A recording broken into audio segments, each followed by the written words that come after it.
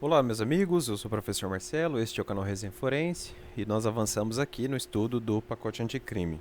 No vídeo passado, nós falávamos do juiz das garantias e a gente explorou até com certa profundidade as novidades ali inseridas entre o artigo 3º e 4º do CPP, né, os artigos 3º-A e assim por diante.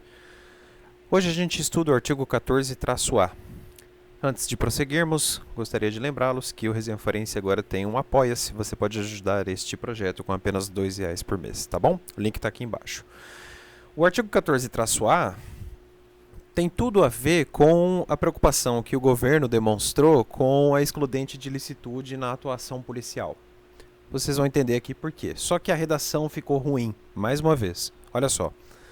O caput diz: nos casos em que servidores vinculados às instituições dispostas no artigo 144 da Constituição Federal figurarem como investigados em inquéritos policiais antes, né, o artigo 144 da Constituição é aquele que arrola os órgãos da polícia. Então nós temos a Polícia Federal, a Polícia Rodoviária Estadual, a Polícia Civil, a Polícia Militar, corpos de bombeiros e assim por diante.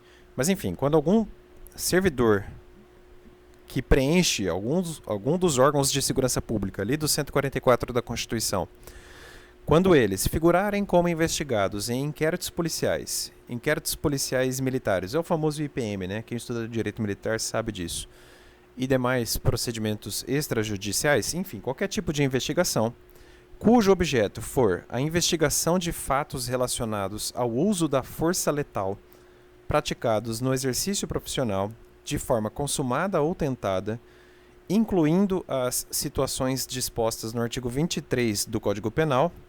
Para quem não se lembra, o 23 é aquele que arrola as excludentes de ilicitude, né? Estado de necessidade, que é o inciso 1º, legítima defesa, que é o inciso 2º, e aí o inciso 3º traz mais duas, né? O estrito cumprimento de dever legal e também o exercício regular de direito. E aí, enfim, o caput diz: o indiciado poderá constituir defensor.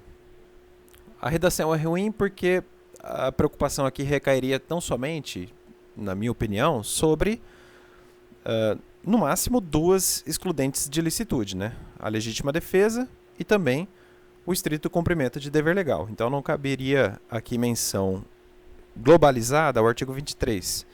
Na verdade, o correto mesmo era falar em artigo 25, né, que é aquele da legítima defesa, que sofreu alteração com o pacote anticrime, como eu já comentei anteriormente, a inclusão do parágrafo único no 25 do Código Penal. Até aí tudo bem, passou.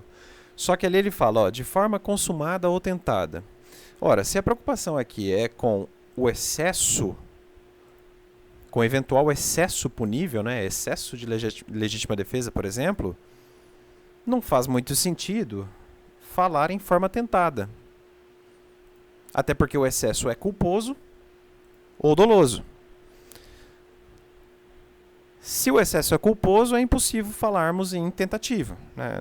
É um monstro ilógico aqui. Não tem como falar em crime culposo tentado. Agora, se há excesso doloso, há um crime autônomo, que na verdade não é uma legítima defesa, é de per si um crime. E aí sim pode ser tentado. Então, se a preocupação aqui era com a excludente de ilicitude de fato e com a defesa do servidor no bojo da investigação, talvez seria o caso de fazer uma redação mais enxuta, né? Então, o indiciado, sempre que pertencer às Forças Armadas ou às polícias civis ou militares, quando agir em legítima defesa, em alegada legítima defesa, terá o direito de se defender no inquérito policial. Pronto, ficaria bem mais fácil, né? Uma redação mais sucinta e mais direta. E que não crie enrosco. Aí o parágrafo 1º diz: para os casos previstos no caput deste artigo, óbvio, né? Se é o parágrafo 1º abaixo do caput, não precisava falar isso. Enfim, bastaria dizer o que vem em seguinte. Parágrafo 1º, e olha só, o investigado deverá ser citado da instauração do procedimento investigatório. O legislador está falando em citação. A citação é um clássico do processo, né? Citação é ato processual. Nós estamos em investigação. Não faz muito sentido falar em citação ainda. Mas a ideia aqui é mostrar, olha, ele pode se defender, tá? Talvez ele tenha usado os termos errados. O correto era, sei lá, notificação, intimação, alguma coisa nesse sentido. podendo constituir defensor no prazo de até 48 horas a contar do recebimento da citação. Então, uma vez citado, entre aspas, não é processo ainda, mas uma vez citado dentro de autos de investigação, ele pode constituir um defensor, um advogado, não é? A ideia é cuidar da investigação, cuidar dos atos investigativos sobre a sua conduta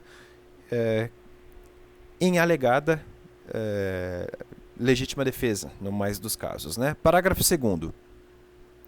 Esgotado o prazo disposto no parágrafo 1º deste artigo, então, esgotadas, melhor dizendo, aquelas 48 horas que ele tinha para constituir um defensor, com ausência de nomeação de defensor pelo investigado, a autoridade responsável pela investigação deverá intimar a instituição a que estava vinculado o investigado à época da ocorrência dos fatos, para que essa, no prazo de 48 horas, indique defensor para a representação do investigado. Isso aqui tem um cheiro grande de inconstitucionalidade. Como é que pode uma instituição simplesmente escolher para mim um advogado, com o qual às vezes eu não tenho confiança, por exemplo? Não faz muito sentido. A tutela se a ideia aqui é defender o interesse da instituição, até vai, mas a excludente de ilicitude é da pessoa e não da instituição. Então, o réu tem o direito de escolher o seu defensor. É um clássico da legítima... é um clássico da garantia do contraditório e da ampla defesa. Tanto é assim que no processo penal propriamente dito, já é pacífico no Supremo, né? Sempre que o sujeito, por exemplo, sempre que o seu advogado for desconstituído por perda dolosa de um prazo, por exemplo, o juiz, antes de nomear a Defensoria Pública, deve intimar o réu para que ele escolha um advogado. E só depois ele pode partir para a Defensoria Pública. É uma última ratio. Se o juiz nomear diretamente um defensor público, haverá nulidade. O que justifica, então, a instituição escolher um defensor? Né? Ademais disso, tem outra consideração aqui. A súmula vinculante número 5, se eu não estiver equivocado, praticamente dispensa a presença de defensor no procedimento administrativo. A lei aqui está falando que um procedimento administrativo necessariamente precisa de um defensor na prática. E que se o investigado não nomear um defensor em até 48 horas, um prazo muito pequeno também, ele, a forceps, terá um defensor nomeado pela instituição que o chefia. Né? É engraçado que no processo civil você tem pelo menos 15 dias para escolher um advogado. Não faz muito sentido isso aqui. Ficou muito ruim. Muito ruim. Isso também vai gerar muita discussão. Aí o parágrafo 3º foi vetado, o parágrafo 4º também foi vetado, e mesma sorte seguiu o parágrafo 5º. Finalmente vem o parágrafo 6º, fechando esse 14-A, falando o seguinte. Então vejam como é defeituosa a redação, né? Muito ruim, muito ruim. As disposições constantes deste artigo se aplicam aos servidores militares vinculados às instituições dispostas no artigo 142 da Constituição Federal, Forças Armadas, né? Se eu não estiver equivocado. Deixa eu dar uma olhada aqui. CF 142, né? O 142 fala isso, das Forças Armadas. Marinha, Exército e Aeronáutica. Voltando. As disposições constantes deste artigo, tudo isso que a gente já estudou, se aplicam aos servidores militares vinculados às instituições dispostas lá no 142, portanto, Marinha, Aeronáutica e Exército, desde que os fatos investigados digam respeito a missões para a garantia da lei e da ordem. Então, por exemplo, o Exército, quando trabalha nas eleições, né, eles ficam nas ruas protegendo a população que vai votar, etc. e tal. O parágrafo 6º não vai ter tanta repercussão prática, né? Mas os comandos acima, que eu acabei de estudar aqui com vocês, péssimos, né? Não poderia ser pior. Muito ruim mesmo. Eu acho que o Supremo vai falar que isso é inconstitucional também. Eu volto no próximo vídeo para falar do artigo 28, né? Mexeram na redação do 28 do CPP. Tá bom? Até mais. Tchau!